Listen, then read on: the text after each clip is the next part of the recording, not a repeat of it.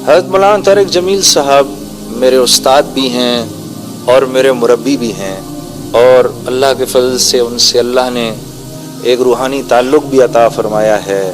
آج ایک عجیب بات آپ سب حضرات کو بتا رہا ہوں۔ پہلی مرتبہ جب مولانا کو سنا تو میں پہلی دفعہ اس دعوت کے کام سے متعارف ہو رہا تھا، مجھے پہلی دفعہ ملایا جا رہا تھا، اور ایک دوست مجھے اپنے ساتھ اجتماع پہ لے گیا کراچی میں۔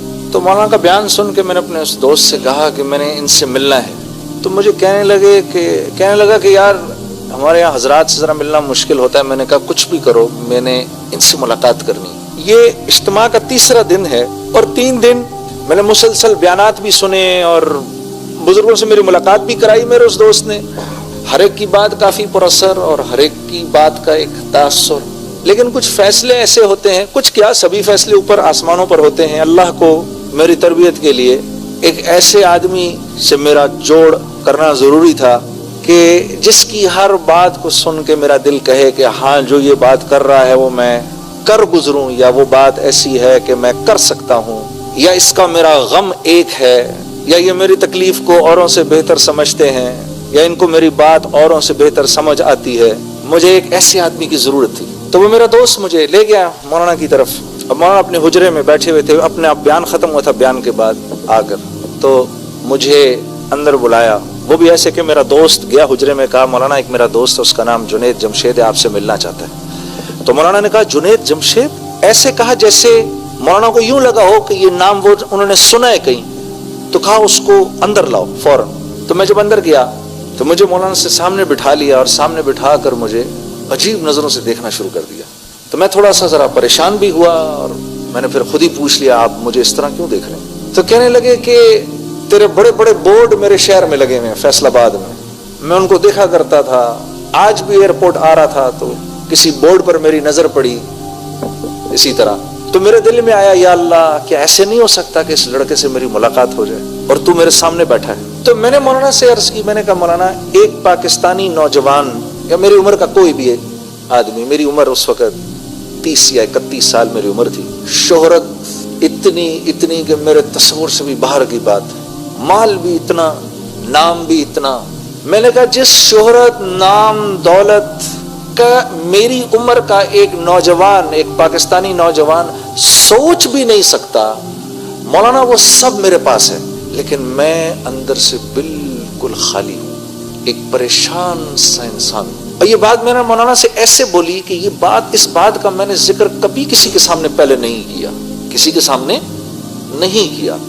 اور اس کی وجہ یہ ہے کہ یہ جو شو بزنس کے جو ایکٹر اور گانے والے ہوتے ہیں نا، ان کی زندگی ایک جھوٹ ہوتی ہے۔ جب آپ ایکٹر کو دیکھتے ہیں تو اس کو دیکھ کے آپ جانتے ہیں کہ یہ جو کچھ بھی کر رہا ہے جھوٹ ہے، یہ جھوٹ ہے، یہ ایکٹنگ کر رہا ہے، یہ جھوٹ ہے جو بھی کر رہا ہے۔ اور آگے سنو، وہ یہ جانتا ہے کہ آپ بھی جانتے ہیں کہ جو کچھ وہ کر رہا ہے وہ ایک جھوٹ ہے۔ آدمی جس چیز کی محنت، جس کام کو دنیا میں کرتا ہے، وہ کام تھوڑی دیر میں اس کے اوپر سوار ہو جاتا ہے، وہ کام تھوڑی دیر میں اس کے اوپر سوار ہو جاتا ہے۔ اور ایک کام کو اگر 10 سال کرے، 15 سال کرے، 20 سال کرے، تو پھر وہ انسان وہی بن جاتا ہے، ایک جھوٹ بن جاتا ہے۔ تو ہم کیا تھے اس وقت؟ ایک جھوٹ تھے، ہم ایک جھوٹ، ایک دھوکا، ہم ایک دھوکا تھے۔ ہم دنیا والوں کو دھوکا دیتے تھے، دیکھو میں یوں ہوں، حالانکہ دنیا والے جانتے ہیں یہ جھوٹا ہے، یہ ایسا نہیں ہے۔ ایک فلم میں ایک سے پیار کرتا ہے تو دوسری فلم میں دوسرے سے پیار کرتا ہے تو تیسری فلم میں تیسری سے پیار کرتا ہے، یہ تو جھوٹا ہے۔ ایک عام زندگی میں اگر آپ کسی کو ایسا کرتے ہوئے دیکھیں تو آپ اس کے بارے میں کیا رائے قائم کریں گے؟ تو ہم ساری دنیا کو یہ بتاتے تھے کہ ہم بہت خوش ہیں، لیکن ایک آدمی جو مسلسل جھوٹ کی زندگی گزارے گا، اس کی طبیعت کے اندر تو سوائے جھوٹ کے اور کچھ نہیں ہوگا۔ وہ آپ کو، وہ نہیں تھا بڑا مشہور کمیڈین چارلی چپلن کا نام سنا نا، بڑا مشہور کمیڈین تھا، ساری دنیا کو ہنساتا تھا۔ یہ ایسا کمیڈین تھا، اس کے پاس ایسا ملکہ تھا، منہ سے ایک لفظ بھی نہیں بولتا تھا، ساری دنیا اس کو دیکھ کر ہنستی تھی۔ وہ پتہ کیا کہتا تھا؟ وہ کہتا تھا میں اگر روتا ہوں تو بارش میں روتا ہوں تاکہ لوگوں کو میری آنکھوں سے نکلتے ہوئے آنسو دکھائی نہ دیں۔ میں روتا ہوں تو بارش میں روتا ہوں، تاکہ دنیا کو میری آنکھوں سے نکلتے آنسو دکھائی نہ دے. تو وہ ساری چیز میرے اندر سے باہر آ گئی اور میں نے مولانا کو کہا میں ایک خالی آدمی ہوں, مجھے بتائیں میں کہاں جاؤں, میں کیا کروں. تو فرمانے لگے تجھے چوٹ اصل میں اس گھٹنے پر لگی ہے اور تو مرہم اس گھٹنے پر لگا رہا ہے. میں نے کہا حضرت کیا مطلب؟ فرمانے لگے دیکھو اللہ نے انسان کو دو چیزوں سے بنایا ہے, ایک جسم سے بنایا ہے اور ایک روح سے بنایا ہے. جسم کو کیونکہ مٹی سے بنایا ہے, اس کی تمام ضرورتوں کو مٹی میں رکھا ہے, اور روح اللہ کا امر ہے, آسمانوں سے آئی ہے, تو اس کی خوراک بھی آسمانوں پر ہے, زمین پر نہیں ہے. پھر فرمانے لگے اگر تم کو ایک سونے کے محل میں بند کر دوں اور 4 دن تک کھانا نہ دوں تو تم کیا کرو گے؟ میں نے کہا میں کہوں گا مولانا یہ سونے کا محل لے لو اور مجھے 2 روٹی کھلا دو. تو کہا تو نے بھی اپنی روح کے ساتھ یہی کیا ہے, اس کو سونے کے محل میں لپیٹ دیا ہے, مال و دولت میں لپیٹ دیا ہے, شہرت میں لپیٹ دیا ہے, اس کو چیزوں میں لپیٹ دیا ہے, جیسے آج سارے ہانگ کانگ والوں نے اپنی روح کو چیزوں میں لپیٹ دیا ہے. کبھی اپنی بلڈنگیں دکھاتے ہیں, کبھی اپنی گاڑیاں دکھاتے ہیں, کبھی ہمیں اپنے بندرگاہیں دکھاتے ہیں, کبھی یہ دکھاتے ہیں. میں بھی کہتا ہوں دکھا لو جو دکھانا ہے. میں نے بھی بہت ساری چیزیں لوگوں کو ایسے ہی دکھائی تھیں, اور جیسے میں اس وقت اندر سے خالی تھا, میں جانتا ہوں اس وقت تم سب بھی اندر سے خالی ہو. کوئی نہیں, تھوڑی ہماری تمہاری دوستی ہو جائے گی, پھر تم مجھے بتاؤ گے کہ تم اس وقت کس قدر محروم ہو. ہاں یہ دیکھو پاکستانی ہمارے سارے کتنے بے وقوف ہیں. یہ آج بھی مولوی صاحب کو مبارکباد دے رہے تھے ہم ہانگ کانگ کا پاسپورٹ ملنے پر.